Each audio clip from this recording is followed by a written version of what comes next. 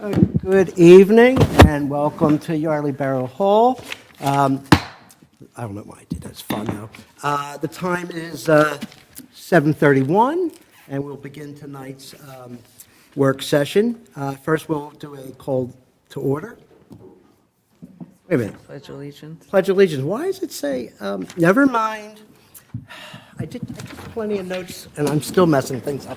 All right, before, just a reminder, if you're wearing a hat, please take it off for the Pledge of Allegiance unless you're military or related. Okay, I pledge allegiance to the flag of the United States of America and to the republic for which it stands, one nation, under God, indivisible, with liberty and justice for all.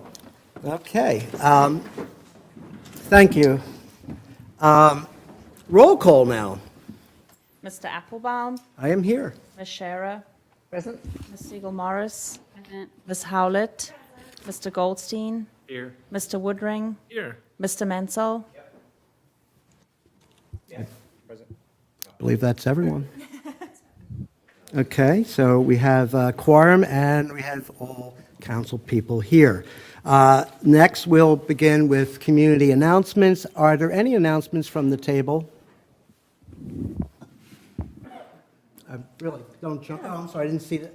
I'll take them. Oh, really? Okay. Chief, do you have an announcement? No, I raised my hand for the mayor. Oh, this is like, it's already going wrong. Okay. Mayor, would you like to make an announcement? I'm having a kids contest right now, a poem and artwork contest for families to sit down with their kids and talk about the real meaning of Memorial Day, and they can write a poem or draw a picture, and that artwork will be featured as part of our Memorial May, both at the Carry the Load events on May 2nd, which hopefully anyone who can make it is planning to attend, and also on Memorial Day itself for our observances here. And the winner will obviously have their poem and artwork featured during Memorial May and also be invited to walk with me in the Memorial Day parade. And just another reminder about And Carry. how will they get the information? It's posted on my website, mayorofyardley.com, and you can email your submissions to cthompson@yardleyborough.com, BORO.com. Very important. Thank you. Is there anyone else from the table that has an announcement? I do. Yes, Councilman Chair. I'd like to let everybody know that on May the 2nd, Saturday, from 8 to 12, Friends of Lake Afton will be doing a cleanup. So please come. I have a boat that I'm trying to get somebody to attach a oar holder to, so that maybe somebody that's willing to go out into Lake Afton can pull some of the branches out and some of the trash that is unreachable from land. That's down by, well, it's different places, but yeah, so come out and give us a hand so we can make it look beautiful for the rest of spring and summer. Thank you. So if I understand you right, if you're handy with boat repairs, send a note to Councilwoman Scherer. Okay. Last chance. Okay, Jason. Mr. Yeah, go ahead. Goldstein. Thank you. So this weekend on Saturday, our mayor, Caroline Thompson, will be hosting a tour of the Borough Hall. It is sponsored through the Yardley Historical Association. Is that right? Yep. And so if you're interested, you can email the Yardley Historical Association for reservations. I believe that's around 2 o'clock. Okay. 2 o'clock, meet in front of Yardley Borough Hall. Right, Yardley Borough Hall. So I've signed up for it, so I will Oh, be doing the okay. tour. I do apologize. I won't be here, but do I need to clean my space out? Yeah, I guess so. Okay. Thank you. Are there any announcements from the public? Come on up. Not exactly an announcement, but on behalf, Susan Schneck, just on behalf of the Yardley Farmers Market team, we wanted to extend our thanks to you all for voting yes on our event permit to bring the market back to Yardley. Very excited to come back to the borough. We start on May 2nd too, so it's probably same hours, right? No, you start a little before, so you can go to the farmer's market and then come over to carry the load with your apples and bananas. There you go. Yeah, so we'd like to invite, there's a lot of new members on, I don't know how many of you have been to the market, but we'd like to invite you all to stop by, if not May 2nd, then some other day, and see what it's about. Well, on That was it. behalf of the borough, the council, thank you and everyone that works so hard at the farmers market. I know that you guys take great pride, and we take great pride having you and the vendors and the farmers that come to Yardley and make this a greater destination. Thank you. This will be our 12th season. I know. Amazing. All right. Doesn't seem Well, like that long. please don't hold back, you know? Thank you. Thank you, Susan. Appreciate it. Anyone else from, oh, let me see. Yes, Shirley. I'm bringing some props. Mm-hmm.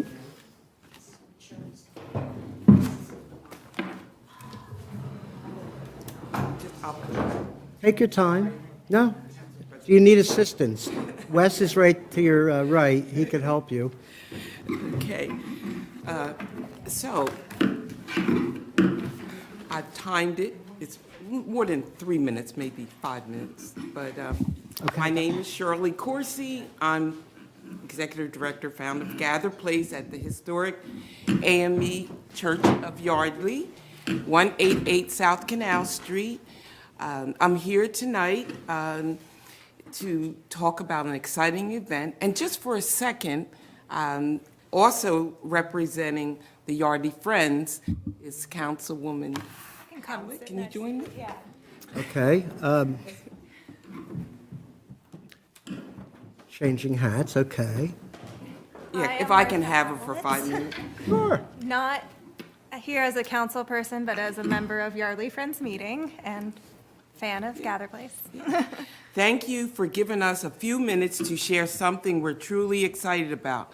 We'd like to invite you all, our council, our community, and friends and neighbors to Ye Old Yardleyville Festival. It's a collaborative, family-friendly event facilitated by Gather Place and Yardley Friends Meeting. It's part of America 250 celebration. We wanted to get the town, yay. You want to ready show the for public? America 250. And our goal is to, the event takes place Saturday, May 30th, from 1 to 5, right here in Yardley Borough, with two historic hosts, Yardley Friends Meeting and Gather Place. This event is all about bringing history to life. It's an immersive 19th century experience that tells the story of Yardley's roots, going all the way back to Yardleyville's establishment in 1682, while also celebrating the roots of our community, unity, peace, and its cultural traditions. I want to emphasize this is truly for everyone, families, seniors, students, pets, anyone who wants to experience Yardley in a new, meaningful way, old colonial Yardley, free and open to the public. It begins at 1 at Yardley Friends Meeting. That's our main spot for parking. At our kickoff will begin at 1 o'clock with welcome remarks from Yardley Friends and Gather Place, and special acknowledgement remarks from Mayor Thompson. It's not a surprise to Mayor Thompson. We sent her a letter and she accepted, so we're happy that our mayor will be there. And our goal is to acknowledge that Yardley's bringing America 250. And we're at Yardley Friends, our goal is to celebrate traditional Old English refreshments and history of Yardley. And then around 1:30, come on down to Gather Place. Here, step into the spirits of 1800s. We're going to have our fully garbed colonial dress storytellers, walkabouts. It's just a free-flowing walkabout event. We're going to have a big white tent out back. It kind of shows the tradition of the history that many people are not aware of, but I think people are aware of now, because Gather Place is bringing the cultural past that so many African Americans were part of our past. This town celebrates our Underground Railroad tradition. So outside the big white tent, we're going to have food and soft, inspirational music. It's meant for everyone to feel welcome, reflective, and rooted in our community. And at 3 p.m., guests have two choices. They can come on back to Yardley Friends, and they're having historical displays and walkabouts celebrating our history of Yardley. Or you can join Gather Place. We're going to do a mini Underground Railroad walk along Lock 5. You know, we're right around the corner from Lock 5, all the way up to West Acton Avenue to the documented site of Aaron LaRue. It was the Quaker general store, and you'll learn about the historical relevance of the Underground Railroad. And then we'll turn back up to Yardley Friends. And then at 4, we want everybody to be back at Yardley Friends. Now, those that don't want to go on the walk, because I have a 30 walker maximum, so please RSVP. We have flyers that we'll be sending out. And if you're not available for walking, just travel back to Yardley Friends.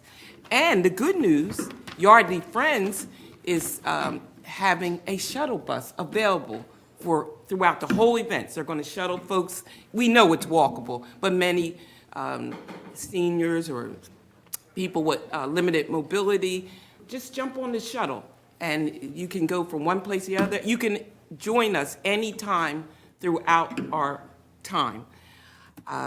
So we're just so happy to celebrate. The heart of this festival is about celebrating America's 250. You know, folks, right down there's Washington Crossing. But celebrating America, that was the beginning. We want to go a little before Washington's time, because Yardley was here before then, and going forward to the 1800s.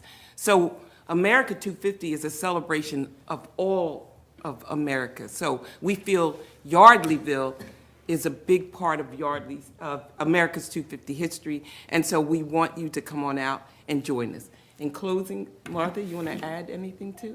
Yes, just both organizations are super excited to put this on, and this is something that we're doing in honor of America 250. So we hope everybody joins in and gets on the spirit of, you know, we're one of the central locations of the American Revolution, so we should celebrate it. Well, thank you. Don't go anywhere yet. I appreciate very much the report and the information, so everyone... Oh, sorry, revoking.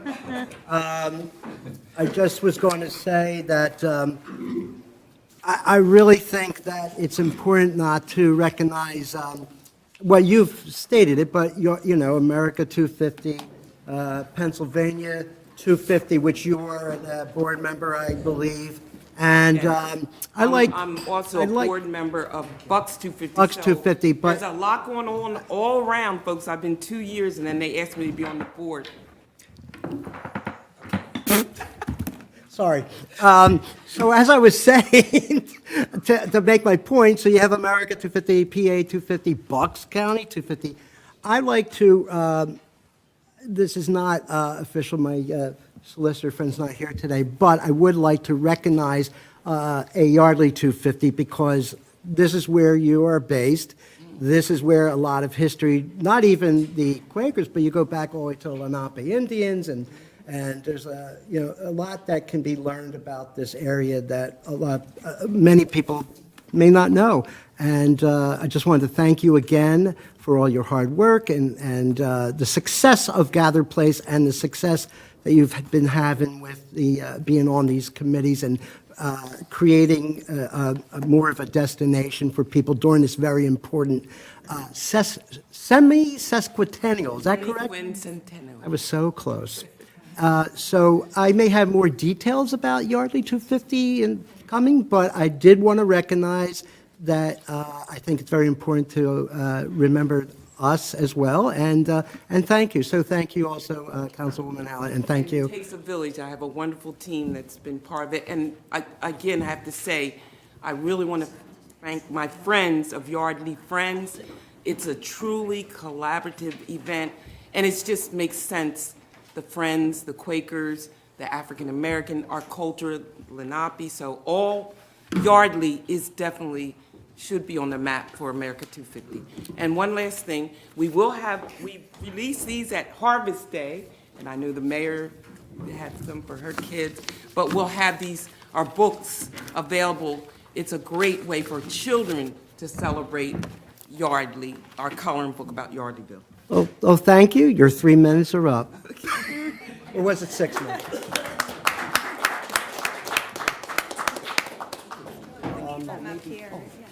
Wait a minute, let me make sure. Was there anything else? Anyone else have any announcements?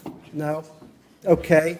What I'd like to do is deviate a little bit. We're going to go to public comment, but as part of public comment, splitting in two parts. We're going to begin first with a presentation. I want to welcome our fire company. They're going to be presenting the 2005 year-end statistics and Q&A. So please, without further ado, welcome.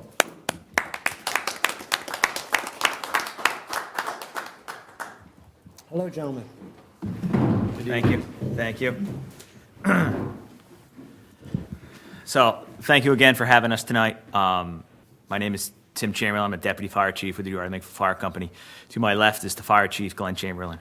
Tonight, we'll go over the 2025 year-end report, statistics, kind of give you an overview of the fire service, the things we do, how we operate, and stuff like that. So, the fire company answered a total of 639 emergency calls for the year 2025, which totaled 7,600 man-hours.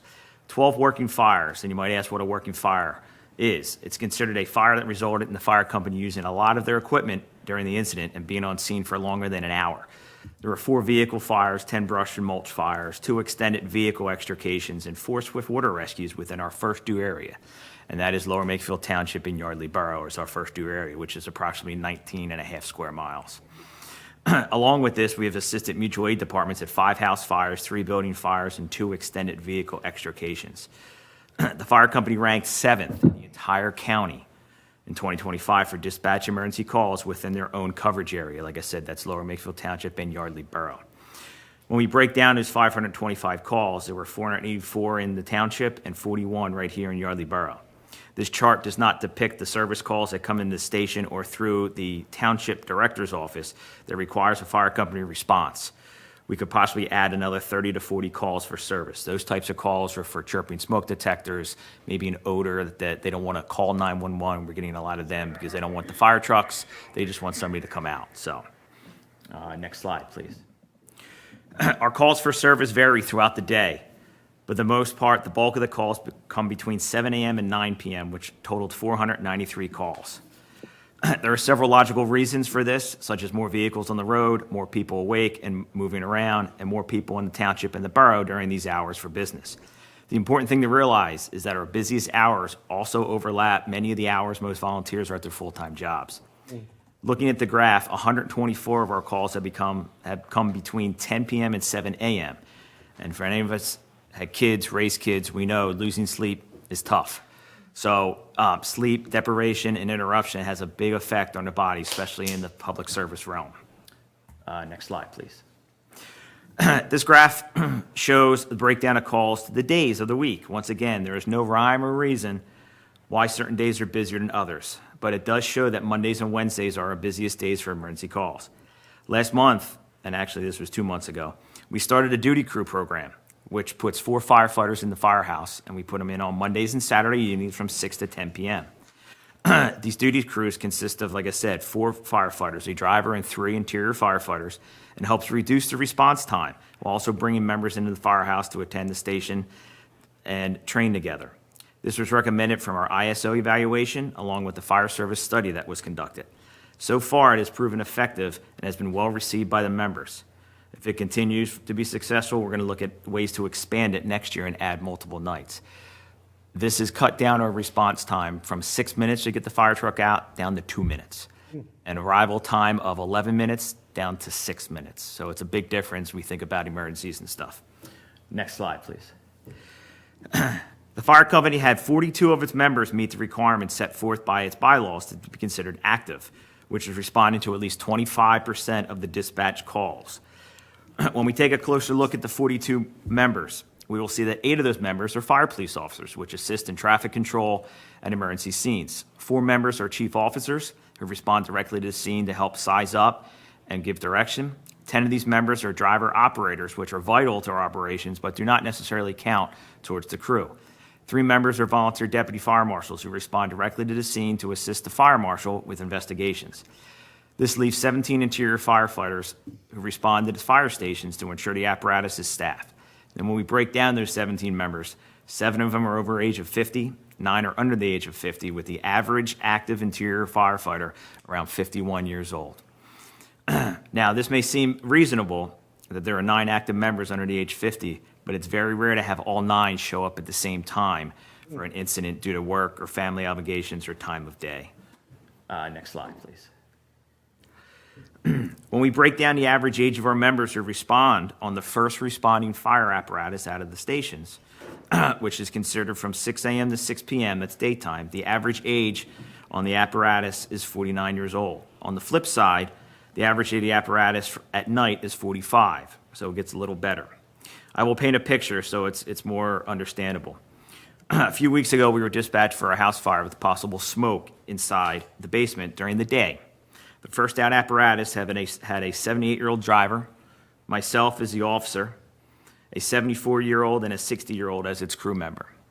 Now, unfortunately, there's a lot of jobs to do on the fire ground when we first arrive, and unfortunately, during the day, we only have 1 apparatus coming from our fire company, so we have to wait for mutual aid, which is either Newtown, Falls, Morrisville, stuff like that, and they're in the same situation. So when we have to do a lot of tasks, asking more senior members, as I like to call them, it takes a little more toll on them. So just trying to paint a picture of what we have. Next slide. This graph shows the average number of personnel on the first out apparatus during the day.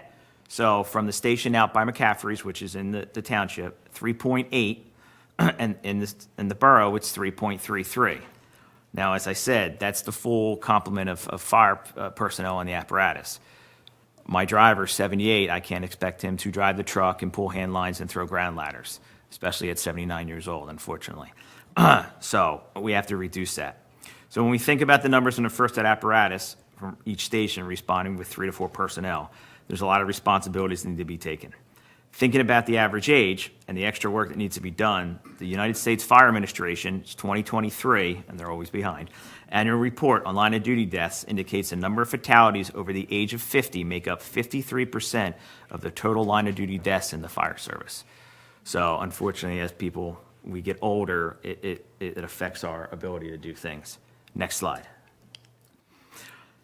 Since January 2017, there have been 70 new people accepted in the membership to the fire company. Of the 70 people that have been accepted in the membership, 44 have already resigned or inactive due to lack of time or changes in personal lives.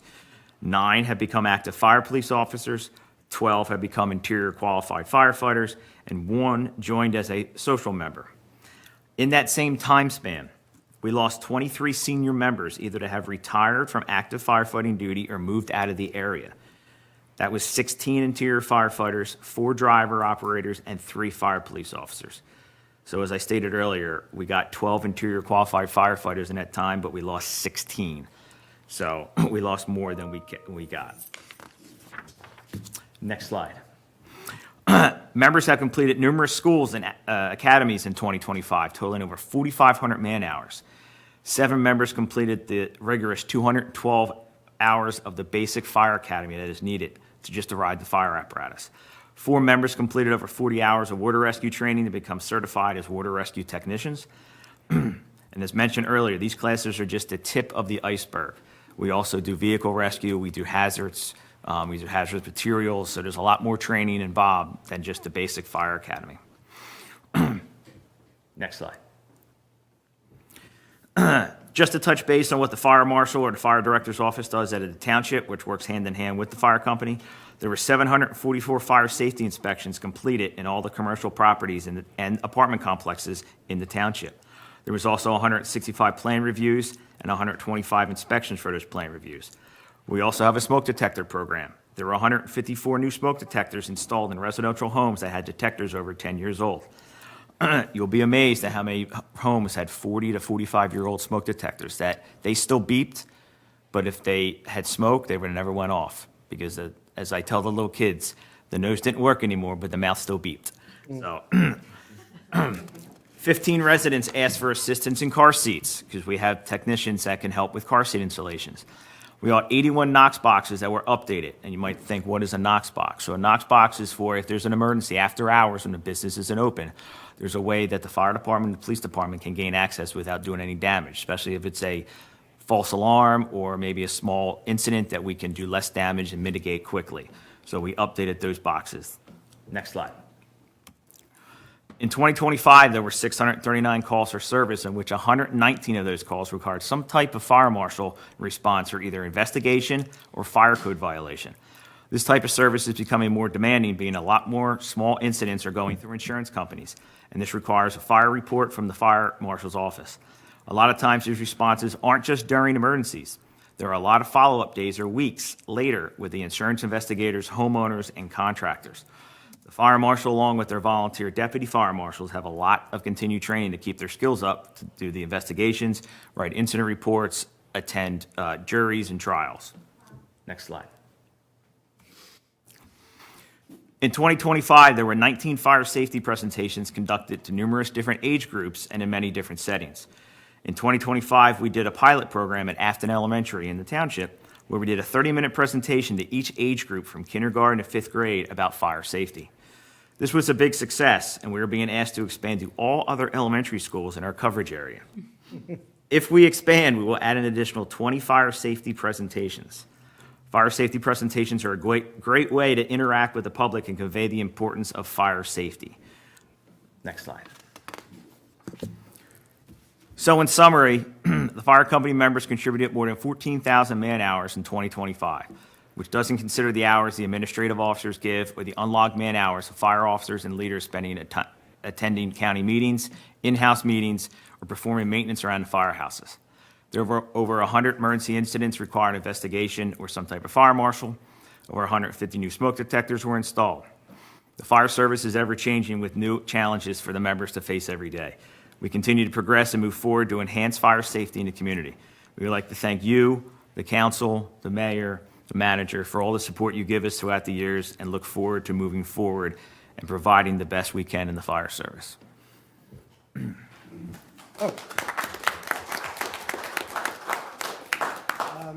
You mentioned there was time for a Q&A. Would you like to do that? Sure, absolutely. Okay. From the table, is there questions? I have a comment. First of all, thank you, Chief Chamberlain and Deputy Chief Chamberlain, for coming and for the presentation. Alluded to it a little bit in the presentation, but just a reminder that Council, along with the Lower Makefield Board of Supervisors, commissioned a joint fire study in 2024. It is now complete, and it goes into a lot of the pressures that Deputy Chief Chamberlain went into about the age of our firefighters, the operational demands, the financial demands, and ultimately the need in the future for paid fire. So if you haven't read that, request a copy from Paula, because it's goes into depth into all of these slides even more, and it's a great read. Now it makes sense that you do all this work at the schools. You got to start young. Yes. For volunteers. We do.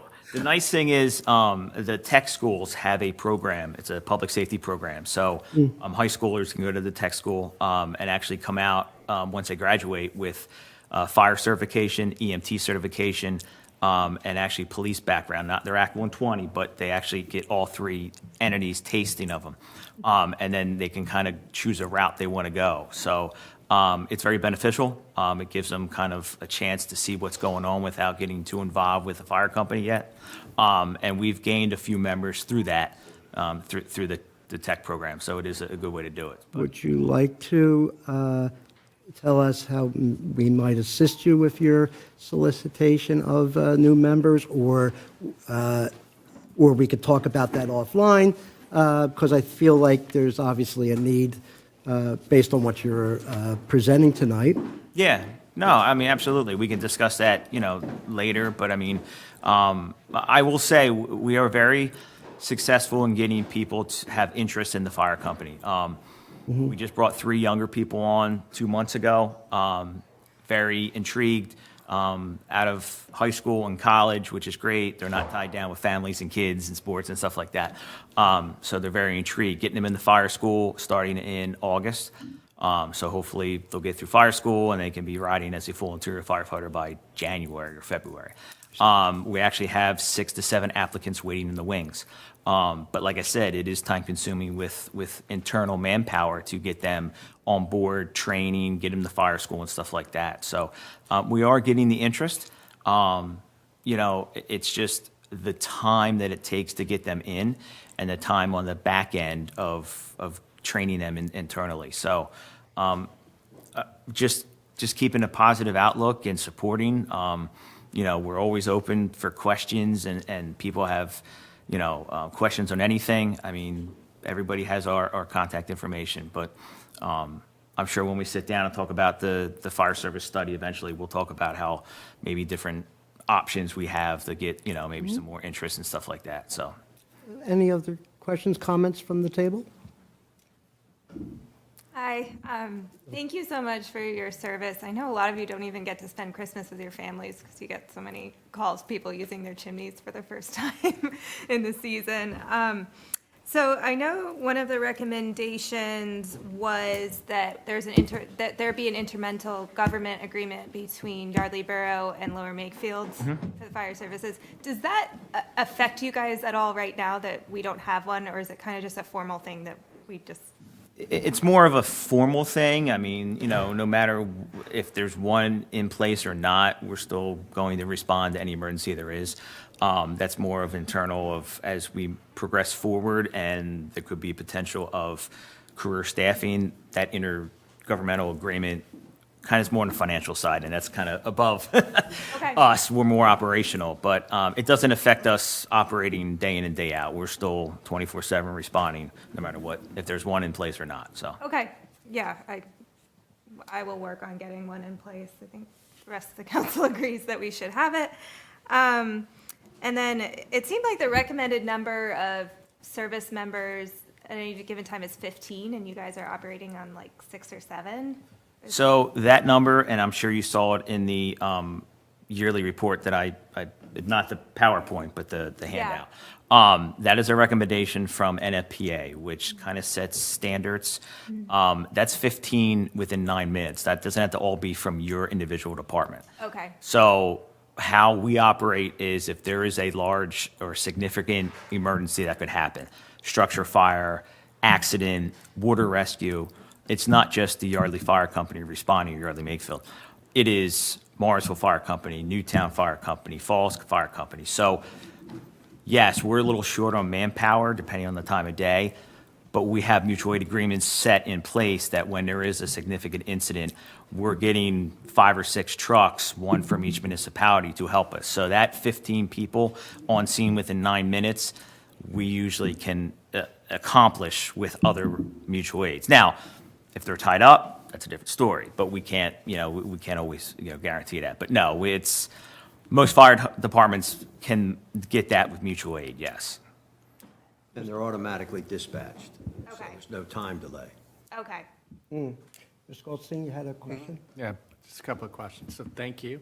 I like the numbers here. So, so you put in some other townships here. Is the distribution of the service calls similar to the other townships? For example, are the malfunctions, which are made up, I think, what was it, 80% here in the borough? Or is it similar distribution in the other townships too, or?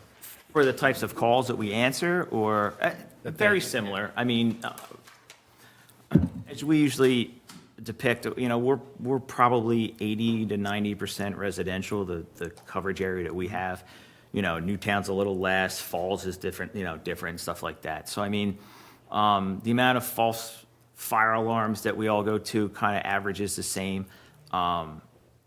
I'm going to say we're probably on a little higher side with working fires, like structure fires, because our demographics of the way our houses are built with attached garages compared to, detached garages in Falls Township is a little different. But We're all in the same kind of boat with dispatch calls and stuff like that, so. No township's more prone to certain types of.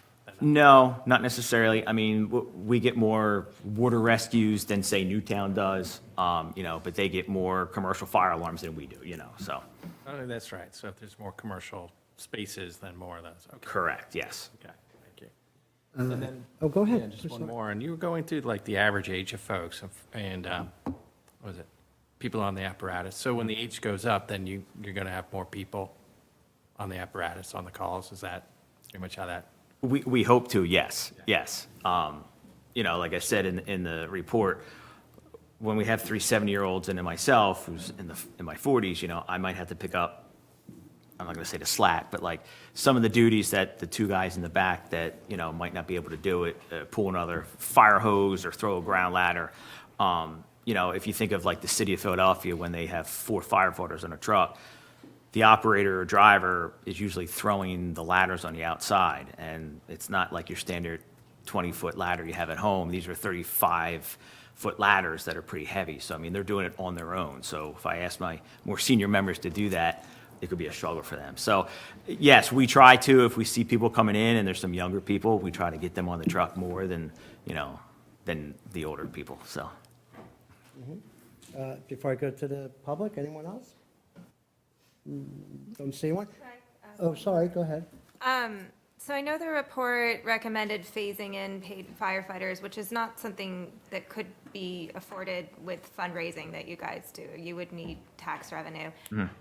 Would the impetus to start that process come from council and from Lower Makefield supervisors, or would it kind of come from the fire company and said, we're at a breaking point, we need paid staff, or are we not sure? I think these are discussions we need to continue to have in a smaller setting. We've been starting to work on that with the borough and the township, but we've run into some obstacles, because in the end, it's going to have to be funded. Yes. And that's kind of where I guess we're having a hard time getting the program started. For instance, for 15 years, I spent with Lower Mayfield Township to try to get a fire service director's position. We finally got that 4 years ago. With that position, that person wears many hats. So it's at a point where that position is going to need help from most likely another full-time position. And right now, that's being supported by 2 part-time people. So fortunately, one of the fire inspectors is retired, has the availability daytime. The other fire inspector still holds a full-time job. So again, we're doing the best we can to hold everything together, but a lot of these discussions we need to have are about the future. Not saying a year, 5 years, 10, but it needs to start to get everybody's eyes open that these are some of our struggles. Now, in no way, shape, or form is any of the safety of our residents jeopardized. They hear all these numbers and we get questions about. You don't have to worry about that. We have everything covered with mutual aid, as the deputy chief said. Chiefs get on the scene, deputy fire marshals can assist that first engine crew with, because there could be multiple functions. You might have to ladder the building, as he said. You might have to go in for rescue. Could be extinguishment. Whatever the case may be, you might just not have one job. So that's why it's important that we talk about the age. That's how it affects. Of course, if it's somebody trapped, that's our number one concern. We don't worry about throwing ground ladders, doing it. We go make that rescue. So I just want that message to get out there, because we've heard some of our discussions with people that they think that their safety's not there. No, we're as you saw now that we're making good progress on these duty crews, how it really cuts the response time down. And what that does is it gets us there quicker. Fires are still smaller. And if we have to go in and do a rescue, the conditions are much better, much safer for our people. So it's all kind of supports each other. But yes, at some point, we need to sit. We've done it already with Paula and some other council people, and we've spent a lot of time over the township building just trying to start to lay the groundwork. But yes, ultimately, you know, Throughout the years, with your support and the township support and our fundraising, I mean, the fire company is very well situated with apparatus. We have state-of-the-art apparatus. I mean, as you see in our report, our oldest truck is 2012.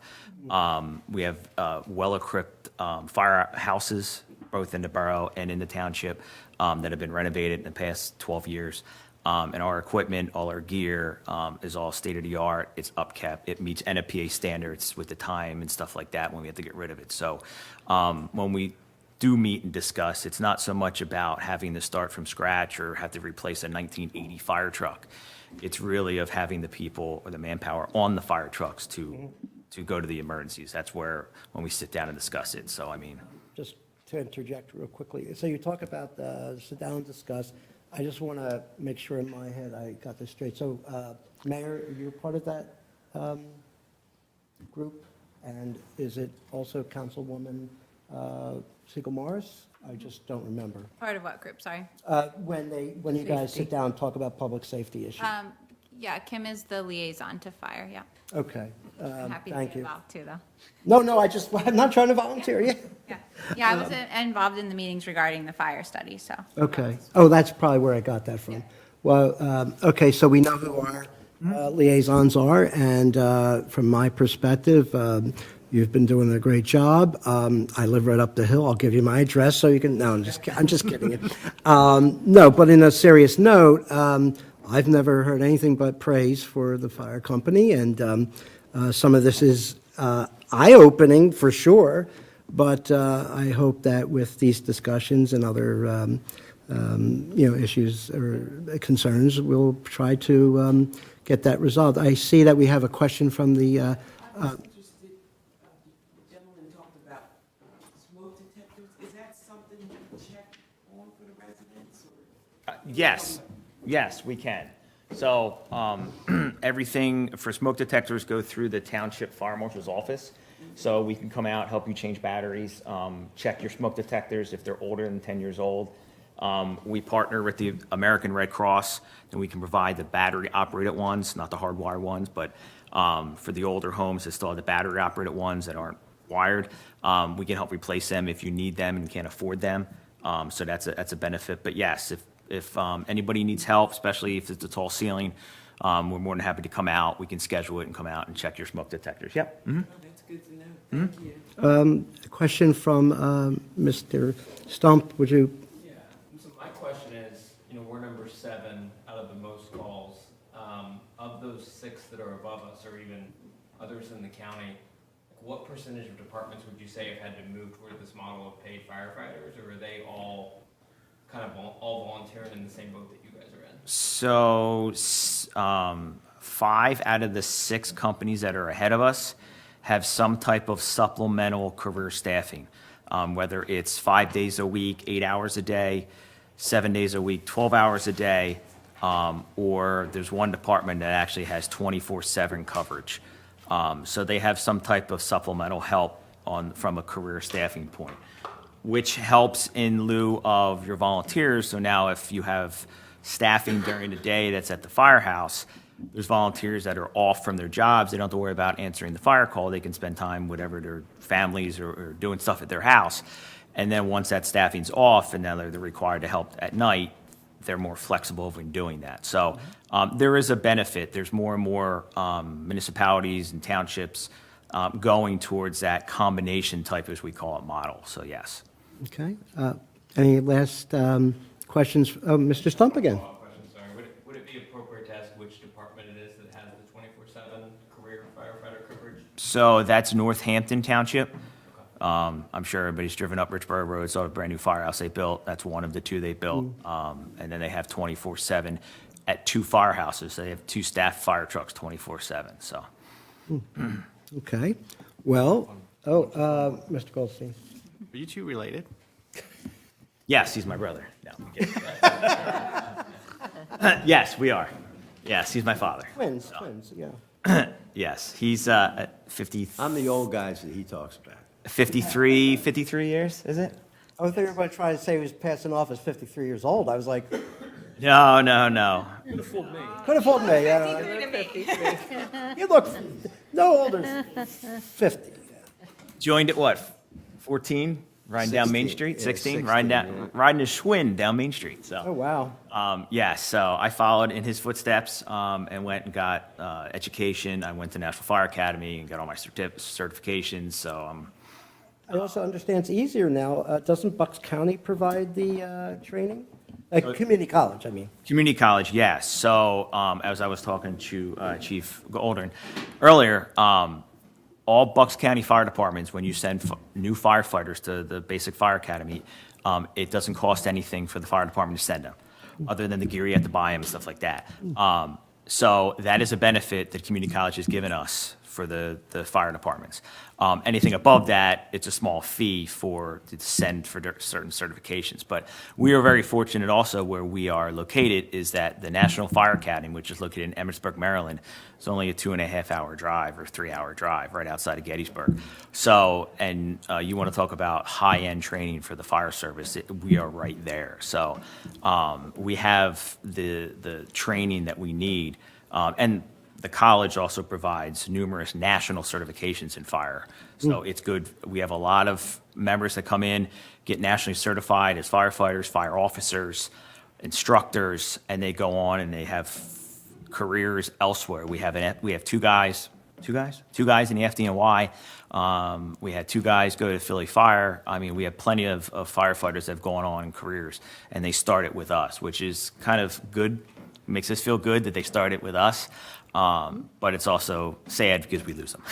So it's tough. Okay. So, Well, I just wanted to again thank you and thank you for your service. Again, I don't know what we would do if we didn't have a fire company. So, you're not retiring yet, sir. Just kidding. All right. Well, again, thank you. Is there anything else in conclusion, or no, just thank you again for having us. And please keep in contact. Yes. You can go through me and Paul, of course, and you know who your liaison is. And as we move forward with this fire service study and getting a meeting going and stuff like that to discuss, moving forward, where we look forward to it. So Thank you. thank you.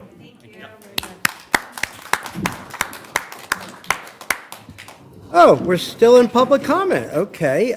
This is the portion, 1 second. This is the portion of the meeting where you can bring up issues, concerns, even compliments that are not on the agenda. And I'm going to give you 3 minutes to speak. I have to bring out the big guns for this, though, because it's 3 minutes and not a second more. Okay? Say hello to my little friend, okay? All right, anyway, all jokes aside, Art, I saw a hand. What I'd like you to do, yeah, I got you. Come up, say who you are, and if you live in the neighborhood or somewhere surrounding area. Do you want me to sit down? Yes, please, sir. Good evening. My name is Lee Winson. I live on Main Street here in the South Main Street here in the borough. I spoke to the police chief earlier about my concern, which is the hazard of e-bikers and scooters. It's mostly children, but it's some adults. And the problem is they just zip around. They zip around at night without lights. They zip in and out of traffic, on the sidewalk, on the platform at the train station. And now the chief told me they are trying to address it, but I would like to ask that more attention be paid to it. I was just out walking. Now I'm a senior citizen now. My doctor wants me to walk. I was just out walking a couple days ago when it was nice out, and the children on the e-bikers, it was just crazy. The way they zip in and out, like between here and Afton Avenue, in the Yardley Shopping Center. So that's it. Well, I'll address you real quickly. It's absolutely true. The situation appears at least from my experience, getting worse. I was nearly knocked down twice in the last couple weeks, so I have personal experience. I know that I have spoken to the chief.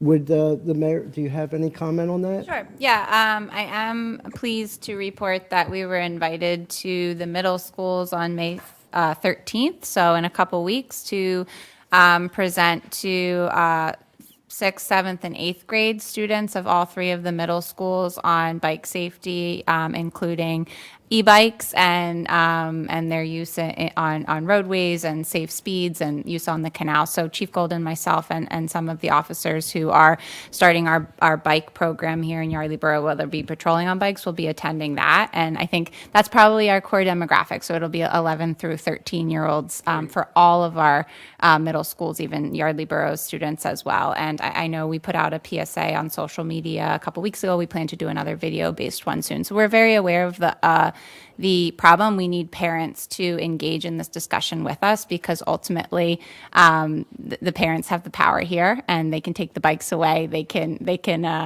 discipline their kids. So we need a little help at home as well. Not that we're going to ship them to juvie, but there is a matter of legality, and I don't believe there's if you could just familiarize with just a high level, the age and if they're allowed to ride it under a certain age, and as far as being on the sidewalks, and wear a helmet.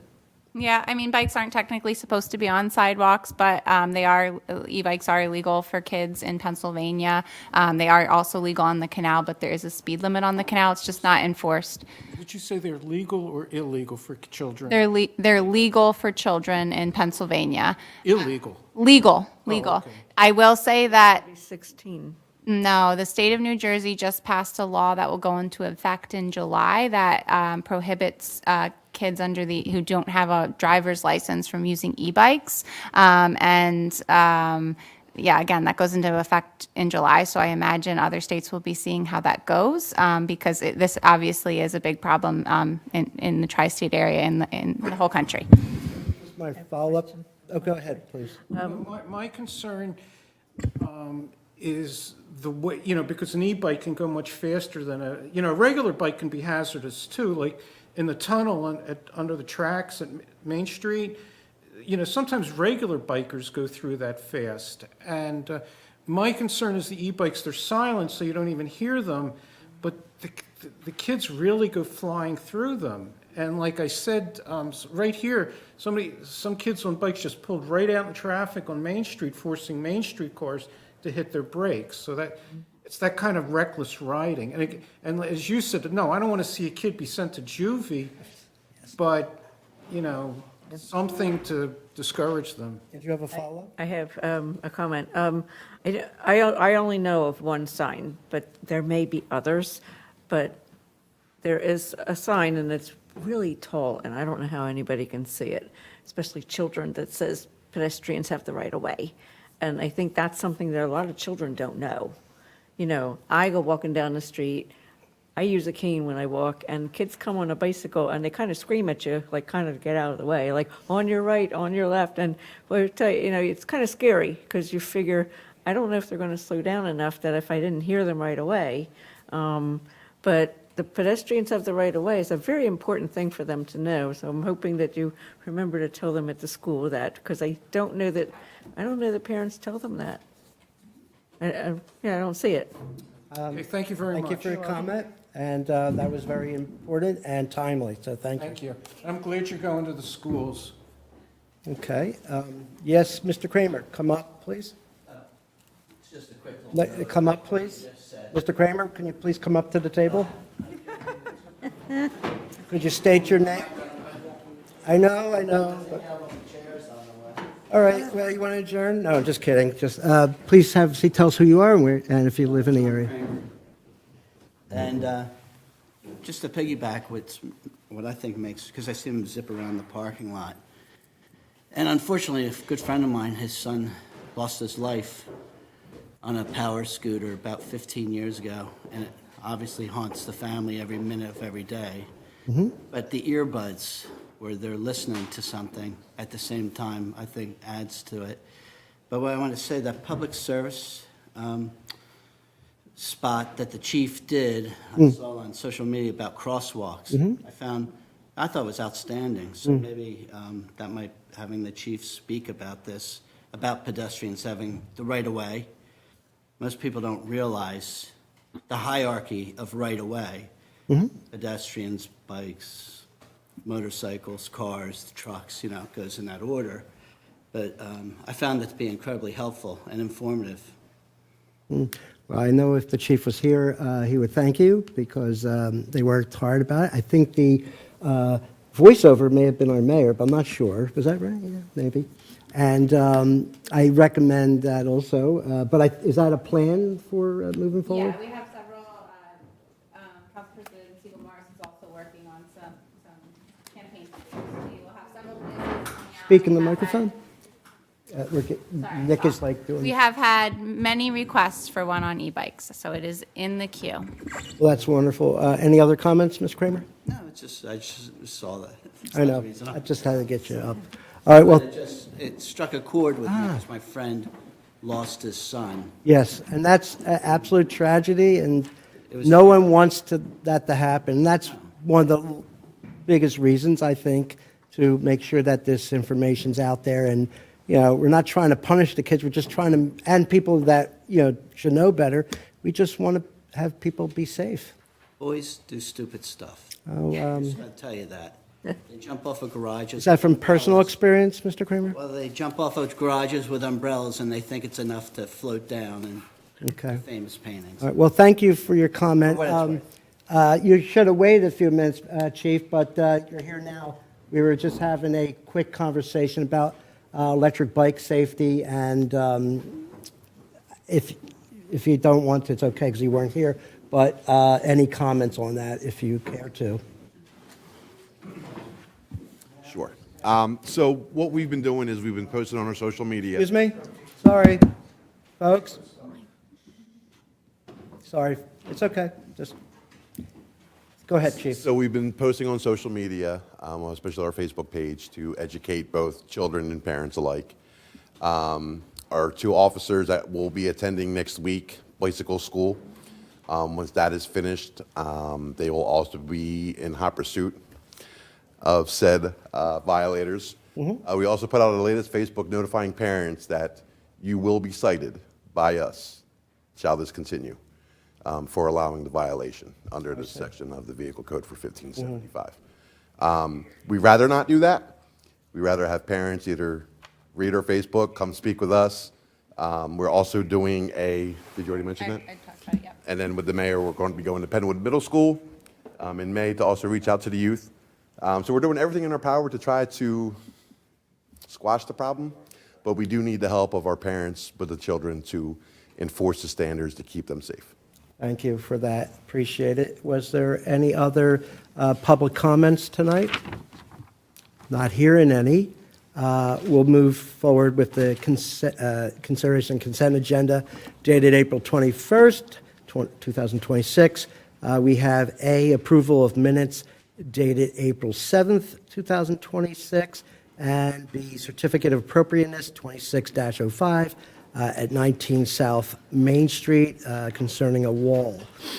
Does anyone want me to remove anything from the consent agenda? Not hearing any. Can I have a motion? Do we need a motion? Oh, that's right. No, we have to get, yeah, we do need you're confusing me. Okay. Darn it. I'd like to make a motion to approve the consent agenda dated April 21st, 2020. Thank you, and A second. I think I heard a second from Councilwoman Chair. Any discussion? Any discussion from the public? We're quickly losing our public, sorry.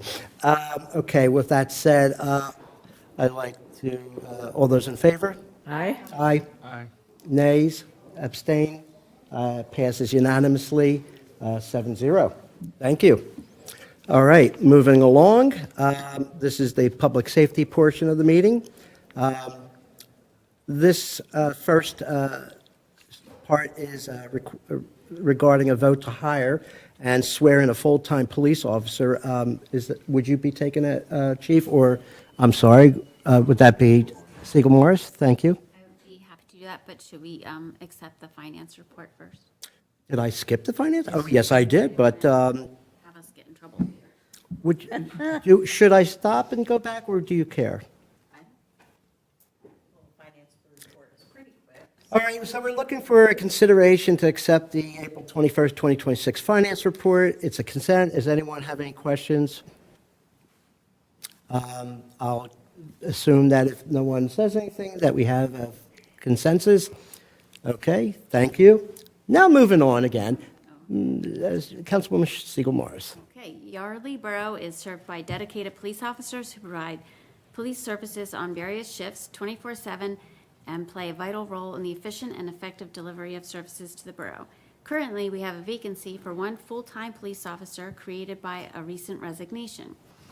Full-time Yardley Borough police officers are designated by State Borough Code as civil service police officers. As such, the hiring, promotion, and discipline of these officers must comply with the State Borough Code and the rules and regulations of the Yardley Borough Civil Service Commission. The Yardley Borough Council certified the list presented by the Borough Civil Service Commission in October of 2025. The last applicant still on that list is John Furley. Officer Furley served as a part-time police officer here in Yardley Borough and then was employed with SEPTA Police after leaving his employment here. Officer Furley was then extended the offer for a full-time position here, which he agreed to take. I respectfully request council consider a motion to have Yardley Borough hire John Furley as a full-time civil service police officer, subject to the terms of probation set forth in the collective bargaining agreement and with a starting date of May 1st, 2026, with a ceremonial swearing in on May 5th, 2026. Are you going to make a motion for that? Yeah, I just did. Okay, that would be her motion. Second. Second by Councilwoman Scherer. Is there any discussion from the table? Not seeing any. Any from the public? Okay. I'll go ahead and vote. All those in favor? Aye. Nays and abstentions. We have a unanimous vote, and that would be 7-0. Thank you. All right. We already did the presentation of the fire company, so we will go to C, which is an update to the EOP, which I believe is Emergency Operations Plan, Resolution 26-08. Mr. Foraker, thank you. Welcome. Thank you. By state statute, Yardley Borough is required to maintain an emergency operations plan. Since this year we had a majority of seats change in council, I am asking that you vote to accept the plan as presented currently. Does not prevent us from making changes to the plan, but since a majority has been sworn in since January 1st, you need to accept the plan. The plan has been provided to all new council members once they were sworn in. Thank you. What year was that? Just out of curiosity, what year was that plan from? The last time we promulgated was 2023, and it was drafted and amended in 2022. Excellent. Okay. Well, I would like to have a motion for that. Anyone? I make a motion to update EOP-Resolution 26-8. Second, anyone?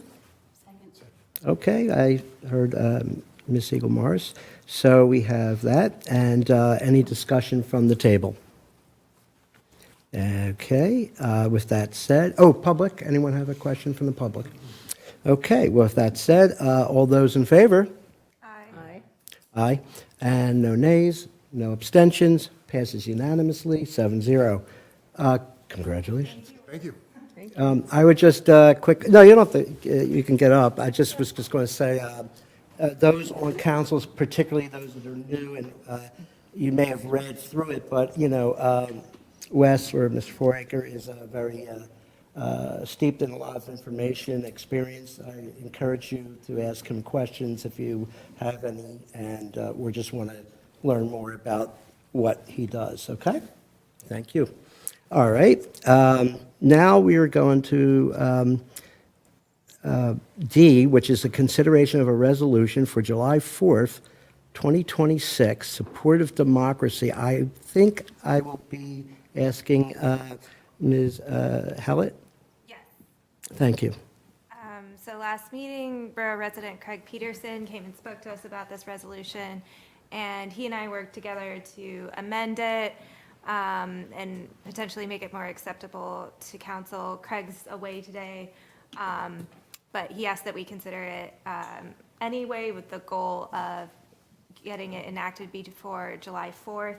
I understand that our attorney might need to revise this resolution, but, you know, I wanted to get a sense from council and a vote to move forward on whether we would like to pass it and like to pass it off to Andrew, or whether it's kind of dead in the water and we shouldn't spend resources. So just to explain, that was in its form that it's in originally, I sent to everyone.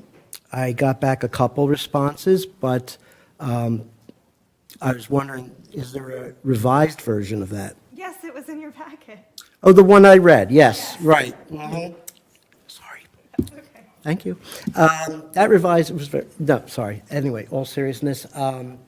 So has everyone had an opportunity to read the new version? Do you mind explaining exactly what it is that we're signing? I kind of see something here, but I'm not even really sure. Is your mic on? Sorry.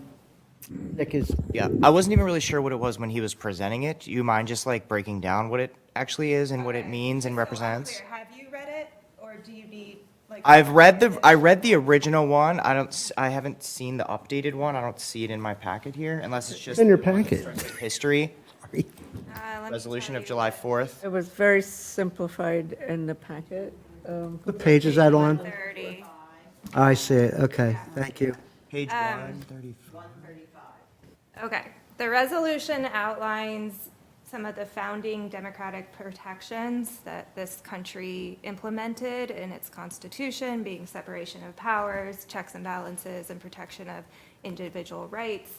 It notes that some of those have eroded recently, and asks that, you know, as council members who have sworn to uphold the Constitution, that we continue to uphold it, that we speak out on behalf of our residents, and that we encourage our congressional delegation to similarly uphold the Constitution.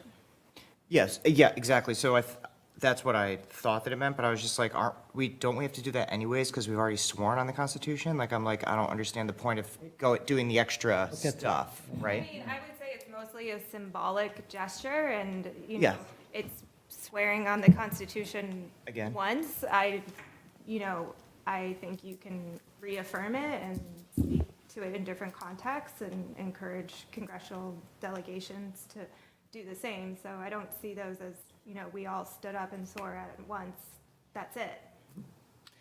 No, I definitely see a value in doing it, but if we have to pay to have a lawyer review it and rewrite it a bunch of times back and forth, that's where I'm kind of like. Well, I don't know that there would be a lot of back and forth. Okay.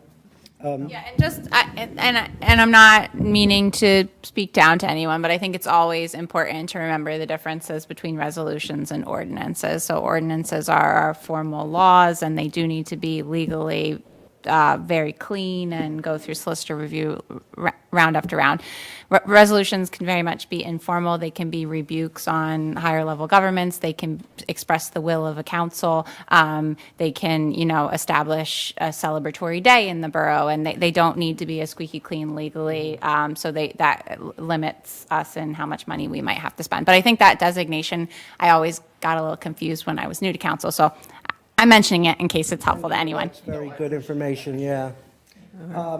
So to continue the conversation and ask again, not to embarrass anyone. Well, before I ask the question, okay, go You were ahead. still looking for input. Yeah, go ahead. Okay. Yeah.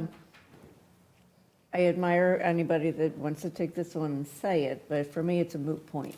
Because, you know, when we were sworn in, we said that, and I said it and I meant it.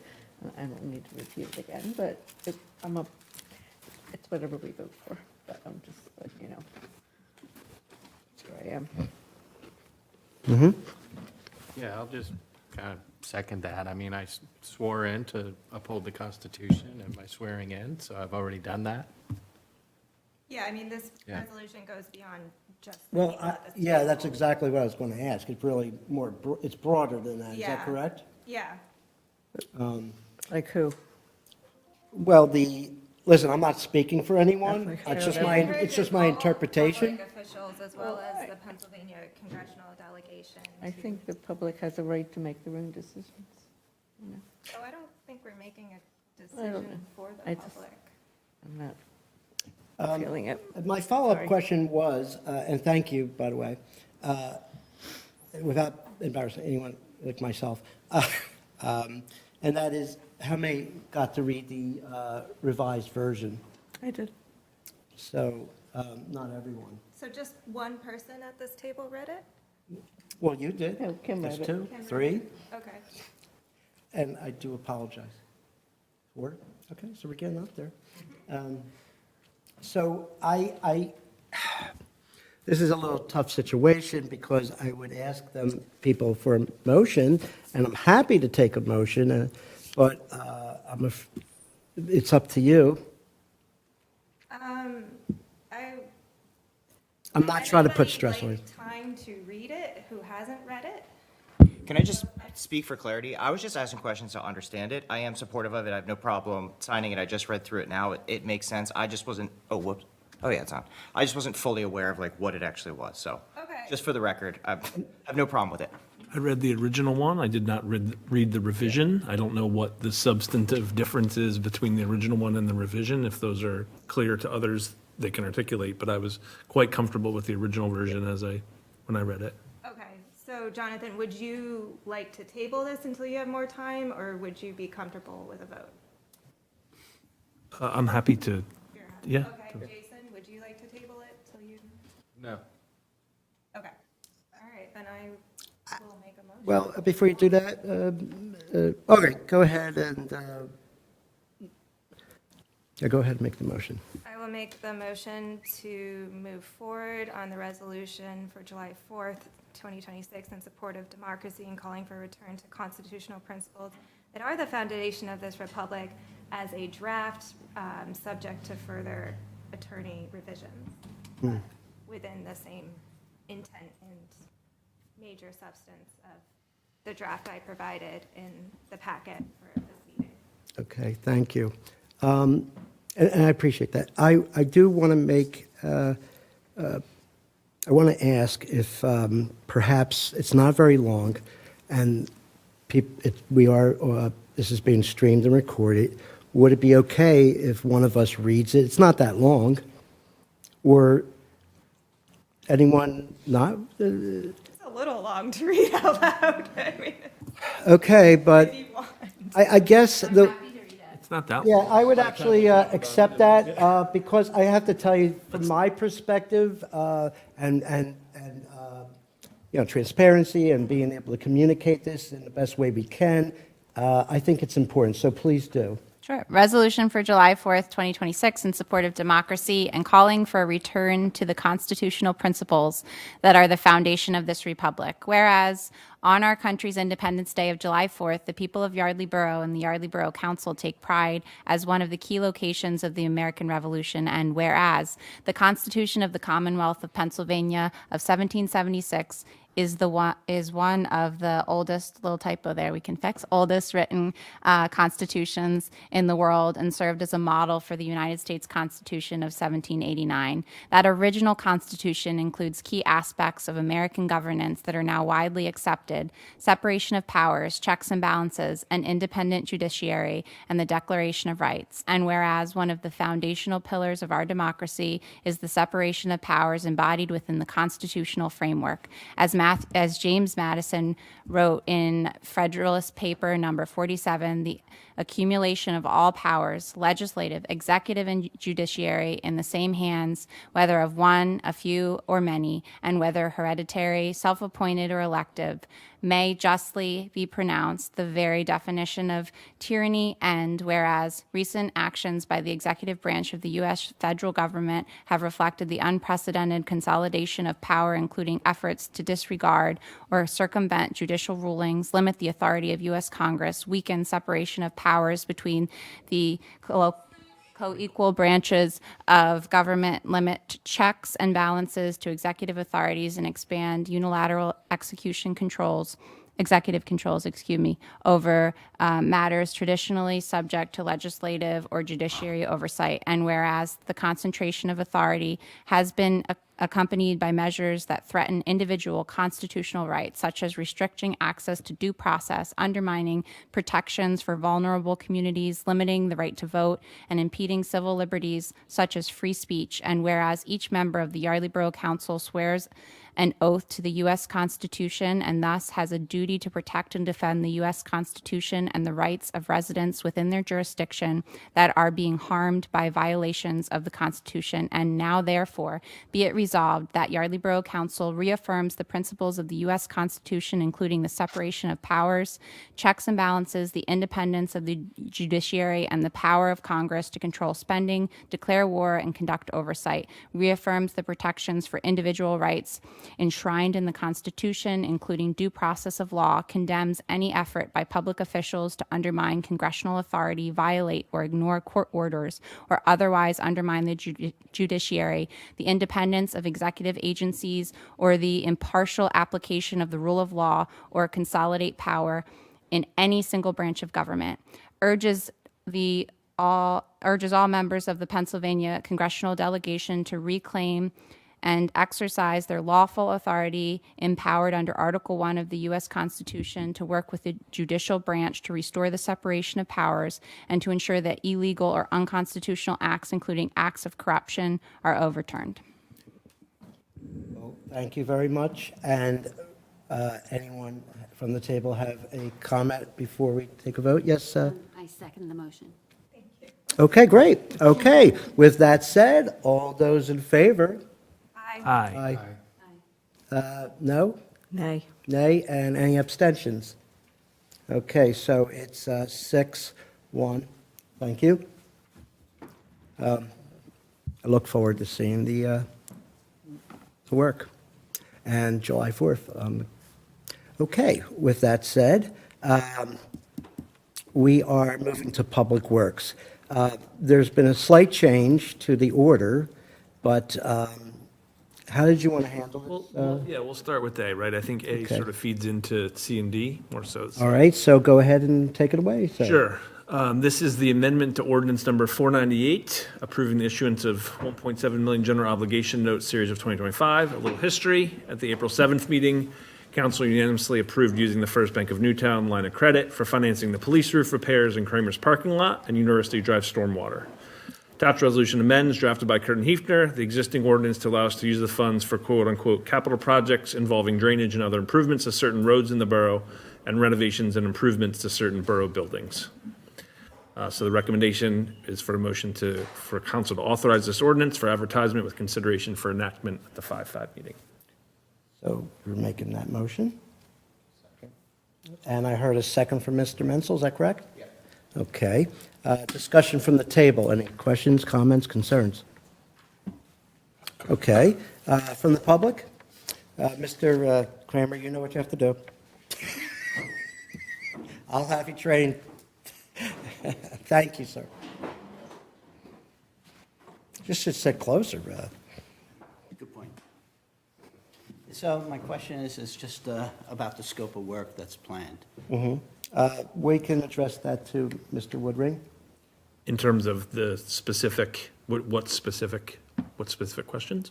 The scope of work that's planned to be done with this grant. Would that be covered under C&D or? Aren't we doing, yeah, this was just the ordinance around the. Getting line of financing? credit. I'm sorry. We're just getting approval for the loan if we can. Okay. But your points could be made in soon. Don't go too far. Tonight? No, right now. Okay, so is there, so we have a motion, we have a second. All those in favor? Aye. Opposed? And abstain. It passes unanimously, 7-0. Now, we're moving down, skipping B to C and D. Please again? Yep. Okay, so the borough received the PA Small Water Grant for stormwater improvements on University Drive and Kramer's parking lot. The proposal from RVE covers the surveying, design, permitting, bidding, construction, engineering, and management for the project, and the proposals included in the following costs. So the stormwater improvement total cost was $295,707.50, of which the grant was covering the $213,107, leaving a gap of $82,650. And the motion would be for consideration of the engineering proposal for the drainage grants as presented in the packet. Here we have a motion. Any second? Seconded. Oh, thank you, Councilwoman Hallett. Discussion from the table. Okay. Does the borough engineer have any comments? No comment. Okay, I'm just checking. All right, then I will, and from the public, go ahead, if you do have a comment still. So is this extending from Main Street through the parking lot to? I'm going to, in this case, I'll ask you to address Mr. Woodring. Oh, okay. Sorry, I just don't know the answer. Is this then addressing the stormwater drain underground, from Main Street all the way to the mini little reservoir, or Yes. does it go into the reservoir at all? I don't think so. No, I don't think so. It comes, The right. raceway. Right now, our scope is to just really replace underneath the asphalt. So we're going to stop at the head wall where, where the open channel is, right adjacent to the driveway and parking lot. So we're just replacing, as we've, Manager Johnson and I worked on with some of the prior public works group before, is really just to get, the deteriorated pipe out so you're able to pave your, the parking lot. So it's really just to replace that part at this point. That was just our hope that it was going to go into the reservoir somewhat, and that could be backfilled. But it's a little late in the game to even be discussing this, it sounds like. Yeah, I mean, what we'd have to do is, look at it further on the permit requirements if we were to extend the pipe further, closer to, you could say, closer to the grist mill, right? And it's what you would be looking for. But right now, our funding really only captured underneath the pavement area. Okay? Okay. Is there anything I can be of help with? What we'll be coordinating with you is just access for the survey. I'll be coordinating with our survey department, and I'll coordinate through Manager Johnson, so our surveyors could go out there, as well as once we prepare preliminary drawings, I'll be sending that out to the Public Works Department, and then request that we share those with you as well, prior to us finalizing those documents and going out to bid. Your project is, the parking lot project is just a portion. We also have storm sewer replacement up on University Drive as well. So we're looking at those two locations as one project and working on getting those out to bid so we could get that work underway. And the price tag at $295,000, which is obviously a considerable amount of money, is that taking into account that portions have already been replaced? Yes. And it's still $200,000? Well, it's a combination. The total price that you hear is really also some of the work that's being done at University Drive as well. Okay, So it's a combination of the two. $1,000 Right. in the parking lot? Correct. Smell. Right. Right. That's a little sticker shock for me. Yes. I hate to see. We didn't ask you to pay for it, though. It doesn't matter, I care about it. I know. Listen, I just turned in my 407,000-mile car, so, I took it out of its misery. Oh, that's good to know. Removing the parking lot to put this in there? Like, how much of the parking lot will be disturbed? There's, if you go and look at the inlet that sits on between, you could say, the driveways on North Main Street, and you pretty much go a straight line over to the channel. We're really just replacing that storm line that's, within the parking lot to that head wall of that channel, is what we're replacing. Yes. Other comments, questions? Page 140, you'll Yeah, I see see. that, but I wasn't sure how much of that portion is actually going to be torn up to replace the park. There- Is it a narrow thing, or it's that whole? It's going to be narrow. Yeah. There's also been portions that have been replaced in the past as well. You could say I think 3 or 4 parking stalls, adjacent to North Main were replaced previously a few years ago. It's about 6 feet in width Yeah. for them to, and honestly, it goes rather quickly. Yeah. I don't know if the same folks are going to be doing the whole thing that did the initial part of it. But, yeah, it goes just fine. Yeah. I mean, it has to be done. We've had 2 trucks, we had, the last truck almost tipped over, and I'm just asking, 'cause it's a very busy parking lot, as you know. So. yeah. So, but it's great to see infrastructure get completed, to be honest with you, around town.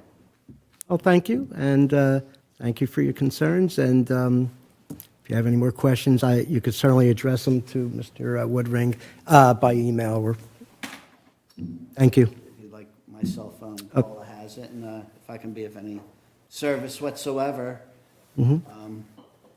glad to help out. Okay, well, I thank you for your comments, and so we have a motion, and it's been seconded. Seconded. We had So, public comment, other than Mr. Kramer? No? Okay, Thank you for your support. yes. Thrilled to have it done. I'm thrilled to see anything get done. So if that's, Nothing, that sounds, that sounds so negative and sarcastic. I don't mean it that way. I understand. But I'm the kind of guy that likes, I like to see it get done. when you see things underground or what have you being fixed Yeah. that are not correct, it's great to see, whether it be North Main Street or wherever. But it's great. Thank you. you're welcome. All right, Right. all those in favor? Aye. Aye. Nay? Abstentions? No? Passes unanimously? All right, so no more trucks will be sinking into the parking lot. I appreciate it. And thank you, Mr. Rodring and Ms. Hallett, for all the hard work you've put into this. And, of course, everyone else on the team, Patrick and Paula, thank you. Okay, so the next one is the consideration of engineer proposal for the police roof. Yep. You'll take that? Yepper. So the borough did receive the LSA grant for the police roof replacement. The proposal then from RVE covering the design, bidding, contract administration, construction management, and construction inspection does not have anything to do with mold remediation, but according to Paula, we may not need mold remediation given the replacement when it's done. So that's good. The proposal then has the following costs. So the total being the $241,549, with the grant covered costs being $214,901, leaving a gap of borough responsible for $26,648. So the motion would be to consideration of the engineer proposal for that. All right, so you would like to make that a motion? Yes, I would. And I'll entertain a second. Second. A second from you, sir. You know what, it's just, it's late. Mr. Goldstein, thank you, sir. That works. I can't remember my name sometimes, so don't worry about it. Anywho, we have a motion, we have a second. Any discussion from the table?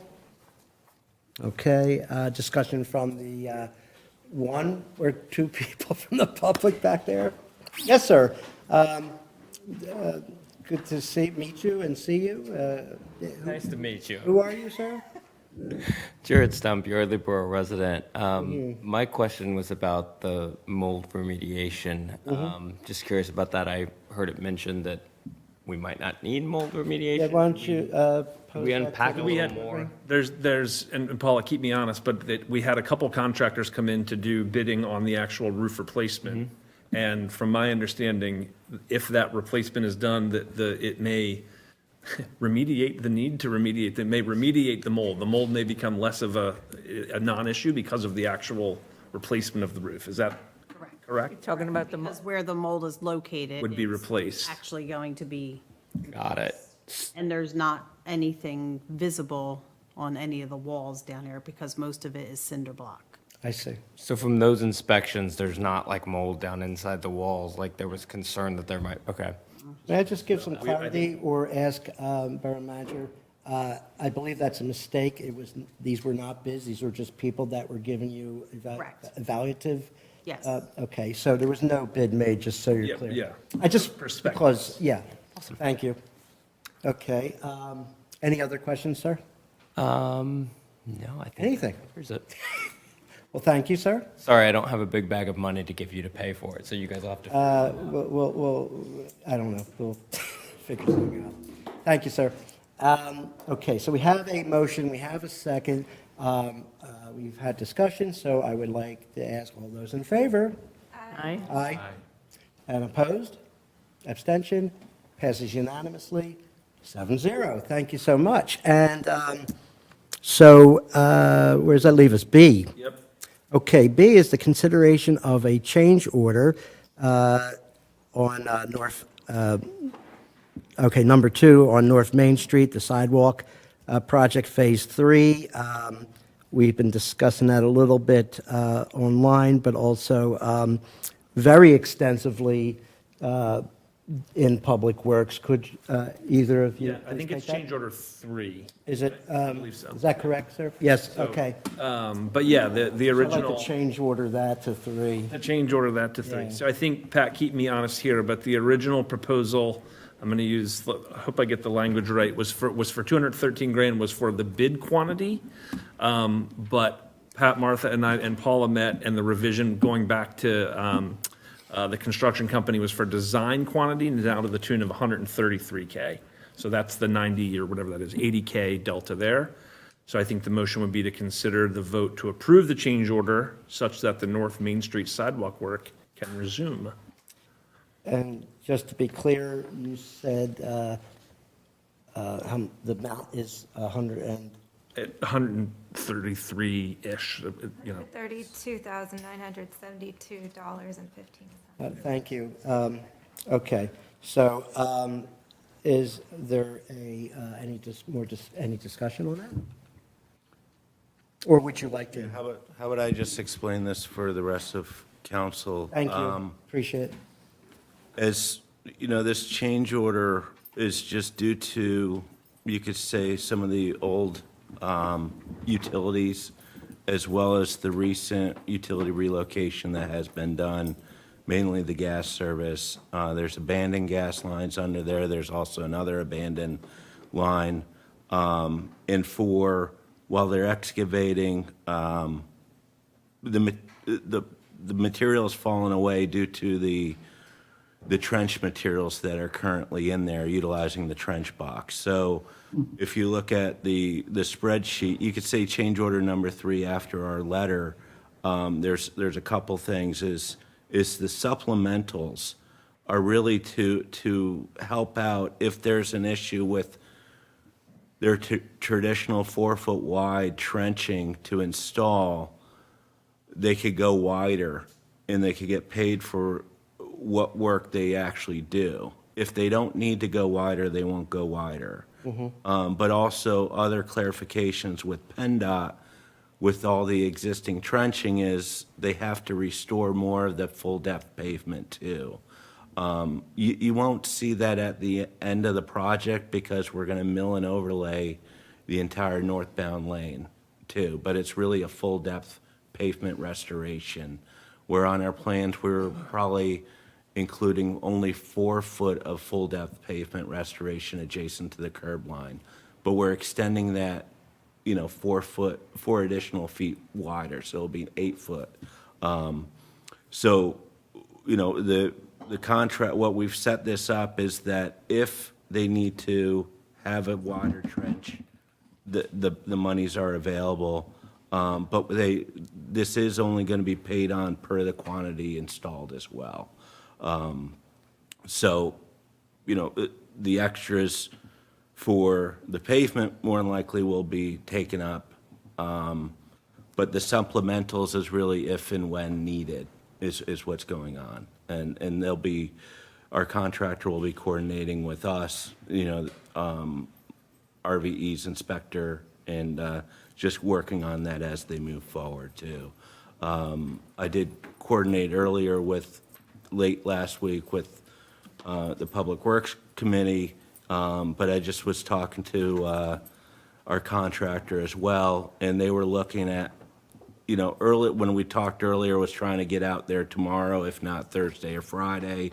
Right now, it's looking at the latest is to start Monday. If their schedule, how it permits, if they're able to get out there Friday, they will. But, if this change order is approved, they'll be looking at starting on Monday. Okay, thank you. I will then ask, and I know you probably were already prepared, Manager Johnson, but we'll make sure the public is advised of the new schedule as we move forward.